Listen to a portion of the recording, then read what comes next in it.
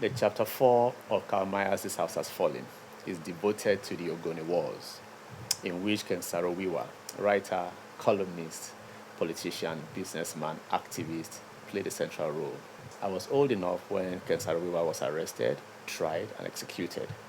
I remember the international outcry that followed his execution. But what I didn't know at the time, and what I'm now just finding out just because I'm reading this book, are the antecedents that led to that particular arrest and the end of his life. It traces the founding of MOSOP, the movement for the survival of the Ogoni people, on which Ken Saro-Wiwa stood to fight for compensation for the pollution in the Niger Delta and Ogoni land, the Ogoni Bill of Rights. It talks about the different rallies that took place against Shell and some of the other oil and gas companies.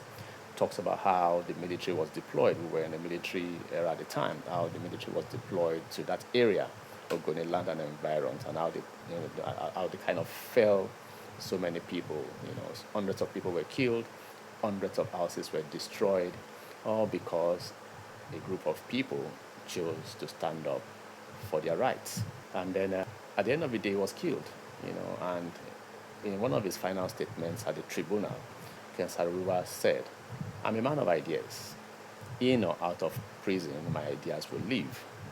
At the beginning of the chapter, the author quotes Ken Saro-Wiwa's father, whom he had gone to meet, in the Niger Delta, in Ken Saro-Wiwa's hometown.